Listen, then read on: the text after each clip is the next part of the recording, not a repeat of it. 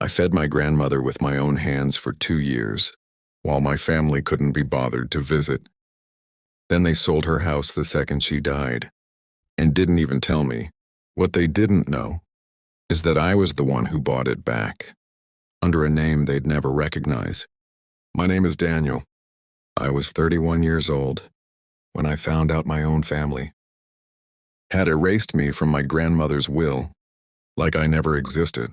And this is the story of how I made every single one of them clean up the mess they made, standing in the house they thought they'd never see again. My grandmother Eleanor raised me, not helped raise me, raised me. My parents were busy chasing careers and each other's approval, and somewhere in the middle of that chaos, I became the kid who lived at Grandma's house. Every summer, every holiday, every time my parents needed a place to dump me, while they figured out their lives. I didn't mind. Grandma's house was the only place that ever felt steady. It was a small blue house on Maple Street. Nothing fancy, but it had a kitchen that always smelled like cinnamon, and a back porch where she taught me how to shell peas and how to stand up for myself. She used to say, "Daniel, the loudest person in the room, is rarely the strongest one. Remember that." I remembered it my whole life. When she got sick, I was the one who drove 2 hours every weekend to sit with her. I was the one who fed her when her hands shook too much to hold a spoon. My Aunt Denise came twice. My Uncle Mark came once for 20 minutes and spent most of it on his phone. I remember the last conversation we had clearly. She squeezed my hand with what little strength she had left and said, "Promise me you'll always have somewhere that feels like home, Daniel. Promise me you won't let anyone take that feeling away from you." I promised her, without really understanding what I was promising. I understood it fully about a month later. When Grandma passed, I wasn't just sad. I was hollow. Like the one solid thing in my life had been pulled out from under me. At the funeral, I watched my mother, Denise, and Mark accept condolences, like they'd been the ones holding her hand every night for the past 2 years. Nobody corrected them. Nobody mentioned that I was the one who knew her medication schedule by heart, the one who sat with her through 3 different hospital stays, the one who painted her nails a soft pink because she said the hospital lighting made her look half dead already. No need to look at 2. That was just between us. I didn't need credit for loving her. I just needed, apparently, to not be erased for it. And then, 3 weeks after the funeral, before I'd even finished crying at night, I got a text from my cousin Ashley. "Hey, just so you know, we're listing Grandma's house this week. Aunt Denise found a buyer already." I stared at that message for a full minute before I understood what it meant. Nobody had called me. Nobody had asked me. There'd been no family meeting, no conversation, nothing. They had simply decided without me and moved forward, like I was a distant relative who didn't need to be looped in. I called my mother immediately. "Mom, what is Ashley talking about? They're selling Grandma's house?" My mother's voice was flat, almost bored, like I'd interrupted something. "Yes, Daniel, Look, it's been decided already, okay? The house is being sold. The money's getting split. It's already in motion. There's nothing to talk about." "Split between who?" There was a pause that told me everything, before she even said it. "Between me, Denise, and Mark. I mean, your name's not on the deed, sweetheart. That's just how it is. Grandma left the house to her kids, not the grandkids. That's just how wills work." I felt my stomach drop straight through the floor. "I didn't ask about the deed, Mom. I'm asking why nobody told me they were selling the one place that actually raised me. Because it's not really your business, Daniel. It's not your house. Not your business. Not your house. 11 years of Sunday dinners. Every holiday. Every summer. Every night I sat by her hospital bed, while her own children found reasons to be somewhere else. And I was told it wasn't my business. I hung up, before I said something I'd regret. Over the next few days, I learned the full picture, mostly through Ashley, who at least had the decency to keep me informed, even if she didn't have the nerve to stand up for me. My mother, Denise, and Mark had agreed to sell the house fast, split the proceeds evenly, and move on. No sentimentality, no discussion about keeping it in the family, no mention of me at all. It didn't matter that I was the one who'd spent more time in that house than all three of them combined. Over the last decade, it didn't matter that Grandma used to tell me, half joking, half serious, "This house has your fingerprints all over it." More than my own kids. Blood, apparently, didn't mean what I thought it meant. I could have made a scene. I could have called a lawyer, tried to fight the will, dragged my family through a court battle.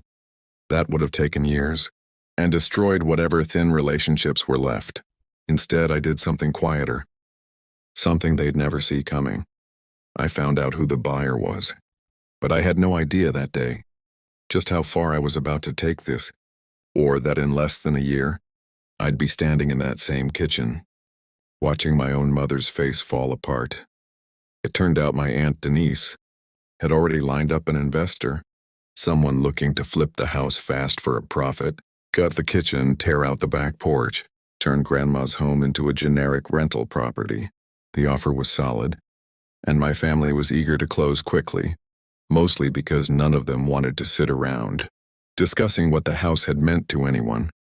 So I made a call to a real estate attorney I'd worked with years earlier. During a work project, I asked her one question. Could I buy the house myself, without my name appearing anywhere? My family could see it. She said yes, through an LLC, a shell company with a name that meant nothing to anyone. Maple Street Holdings. My family would see paperwork. They would see a company. They would never see me. My hands were shaking when I signed the first document. Not from fear, from something closer to grief.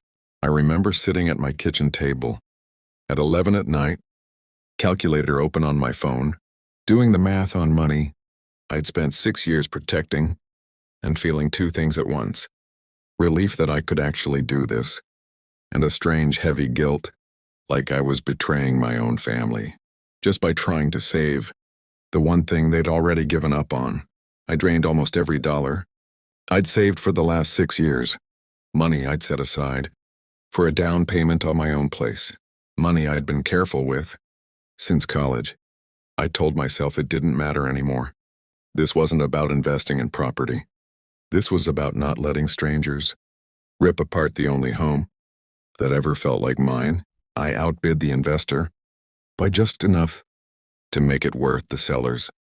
My own family's while Denise, Mark, and my mother saw the offer come through their realtor, celebrated the fact that it closed even faster than expected, and never asked a single question about who Maple Street Holdings actually was. The sale went through in 5 weeks. I sat in my apartment the night the deal closed, staring at the confirmation email, and I didn't feel triumphant. I felt sick. My own family had sold my childhood home so carelessly that they didn't even blink when a random LLC bought it. They didn't care who ended up living there. They just cared about the check. I kept the secret for almost a year. I moved in quietly. I told coworkers I'd found a great deal on an older house. I never posted about it, never mentioned Maple Street to anyone in my family. When my mother asked where I was living now, I told her I'd moved to a rental across town. She didn't ask for the address. Nobody ever asked for the address. That told me everything about how much they thought about me at all. I restored the house slowly. I refinished the kitchen cabinets Grandma used to stand at every morning. I kept the wallpaper in the hallway that she'd put up herself in the 80s, peeling in places, but too precious to tear down. I planted new tomatoes in the same patch of backyard dirt she used every spring. It started to feel like her again, like me again. Then last month, everything came apart. My cousin Ashley was driving through our old neighborhood and noticed the porch light on at Grandma's house. Curious, she looked up the address out of nostalgia and found my name attached to public property records that had recently updated after I dissolved the LLC and put the deed directly in my name. She called me almost in tears. "Daniel, is that you? Did you buy Grandma's house?" I didn't lie. Yes, I did. Within a day, my mother knew. Within 2 days, Denise and Mark knew. And within 3 days, I had 4 missed calls and a group text demanding I explain myself, as if I owed them an explanation for spending my own money on a house they'd already thrown away. I invited them over, all 3 of them, my mother, Denise, and Mark, standing in the doorway of the home they sold without me, now fully restored, warm, familiar, and completely legally mine. My mother walked in first and stopped dead in the hallway, staring at the wallpaper she probably hadn't looked at in 20 years. Denise's mouth actually fell open when she saw the kitchen restored almost exactly the way it used to be. Mark just stood near the door, arms crossed, refusing to admit he was impressed. You've had this the whole time?" my mother asked, voice shaking somewhere between disbelief and anger. "Since about 6 weeks after you sold it," I said. "You didn't think it was your business to tell me you were selling it, so I didn't think it was my business to tell you I bought it back." Denise tried to recover first, sharper, more defensive. "Okay, this is insane, Daniel. You spent your savings on this? Your actual savings? For what, to prove some kind of point to us?" "No," I said. "I spent my savings so strangers wouldn't gut the one place that actually raised me, while my own family cashed a check and didn't ask a single question about who was buying it." Nobody said anything for a long moment. Denise wasn't finished, though. She never was. "You could have just told us you wanted to buy it, Daniel. We would have worked something out. You didn't have to go behind our backs and turn this into some kind of secret operation." I almost laughed. "Denise, I called Mom the day I found out you were selling it. I asked to be part of the conversation. She told me it wasn't my business. There was no working something out on the table. There was only, it's already decided. You made sure of that before I even had a chance to speak." Denise opened her mouth to argue, then closed it again, because she knew I was right. She'd been on that call. She'd heard my mother say the exact words. Mark finally spoke, quieter than I expected. "We didn't think you'd want it. You never said anything." "I didn't get the chance to say anything," I said. "You didn't ask." That single sentence sat in the room, heavier than anything else. I could have said, because it was true. Not one of them had picked up the phone before the sale to ask what the house meant to me, whether I wanted it, whether I could even afford to try. They decided I didn't matter enough to include, and now they were standing in a home I'd rebuilt without a cent of their help, stunned that I'd cared enough to save it. My mother sat down slowly at the kitchen table, the same table Grandma used to serve Sunday dinner on, and put her head in her hands. "I didn't think you'd take it this hard," she said quietly. "I didn't think it mattered that much to you." "It mattered more than anything," I said. "You just never noticed, because I've never been loud enough for any of you to notice. I didn't ask them to apologize. I didn't need it, not really. What I needed was for them to stand in that kitchen and feel just once the same thing I felt when I got that text from Ashley. The same gut punch of being overlooked in a place that used to hold all of us together." They left that afternoon, quieter than they arrived. No dramatic reconciliation, no group hug, no sudden family healing montage. Just the quiet weight of finally understanding what they'd thrown away. standing in the middle of the very thing they thought was gone for good. In the weeks since, things have shifted, but not the way you'd expect from a movie. My mother calls more now, though half the time, I can hear her deciding what not to say. Denise texted last week, asking if she could come by sometime just to see the garden. I still haven't answered that one. I don't know if I will. Mark hasn't reached out at all, and part of me thinks he never will. And honestly, I've stopped waiting for it to hurt. I'm not interested in punishing them forever, but I'm also not interested in pretending this fixed something that maybe was never fixable to begin with. Some nights I still catch myself waiting for one of them to say the thing I actually needed to hear. Not I didn't think it mattered that much to you, but I'm sorry we made you feel like you didn't matter at all. Nobody said that yet. I'm not sure anyone will. What I do have is the house. Cinnamon in the kitchen.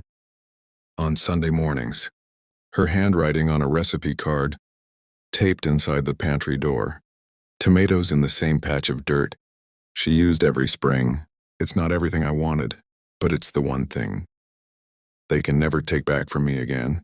I still live in that house. I still grow tomatoes in the same patch of dirt, and every time I walk past that kitchen table, I hear my grandmother's voice telling me the loudest person in the room isn't always the strongest one. She was right. I never raised my voice once through any of it. I just bought back the one thing that mattered, and I'm still deciding whether I'll ever let the rest of them all the way back in.